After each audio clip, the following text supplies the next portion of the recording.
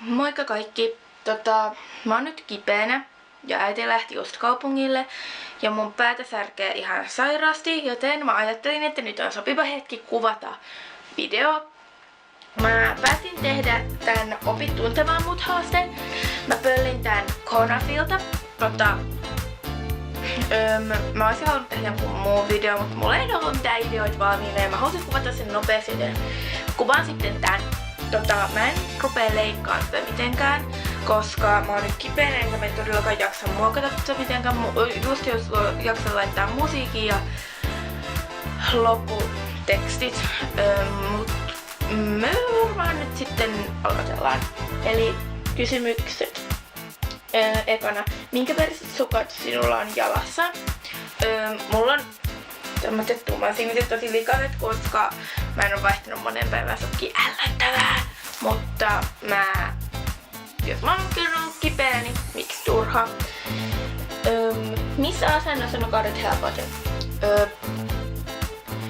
Mähän en siis muista missä asennossa mä tuun nukahtaan, mutta ainakin mä tykkään nukkua siis sikiöasennossa.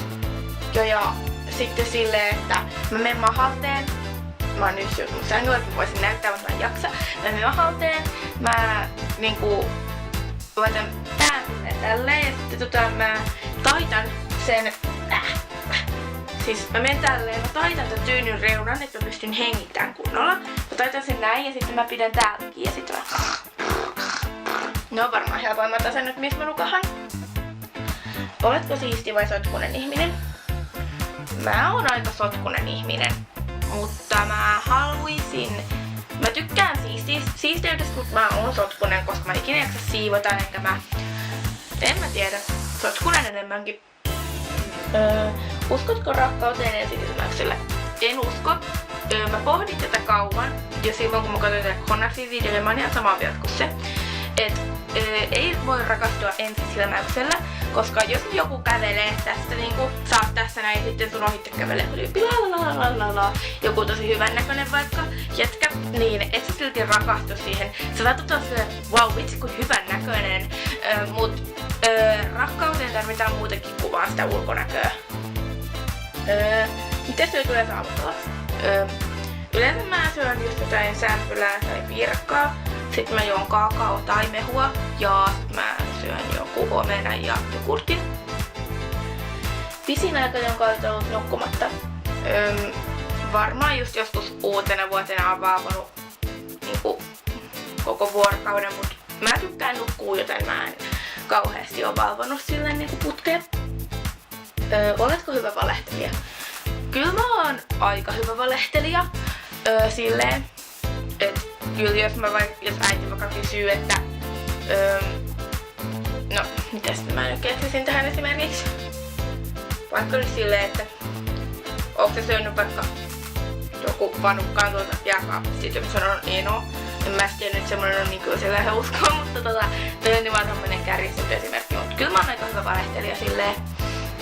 Tämä riippuu tietysti siitä, jolle valehtellaan.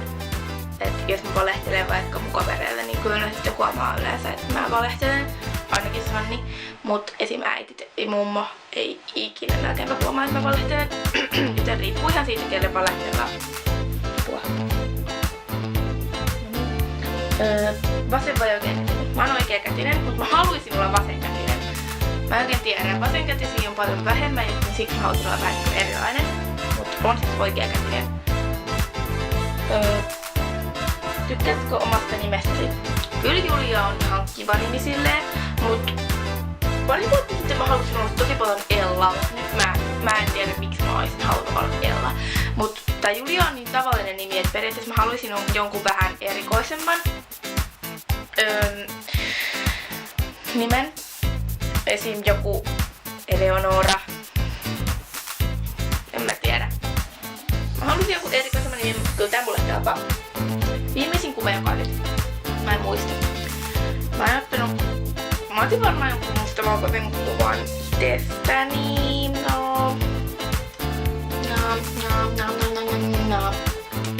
Mä en muista. Varmaan joku kuva. Mä en tiedä. Ihan sama, en mä jaksa etää semmoista. Mut tosiaan. siinä oli ne kysymykset tästä opittuista muut haasteista. Ja tosiaankin mä otin nää Konafin videosta.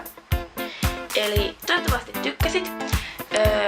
Laittakaa ihmeessä kommenttia tänne alas. Mä laitan kuvaukseen mun blogin, sähköpostiin, Twitteriin ja äsken. Olikohan sitten ja muut. Laittakaa joku ylös, jos tykkäsitte. Ja tilatkaa mun kanava, jos tykkäsitte. Ja jos haluatte nähdä lisää matskua multa. Mutta minä ja mun flunssa sanotaan nyt teille moikka moi!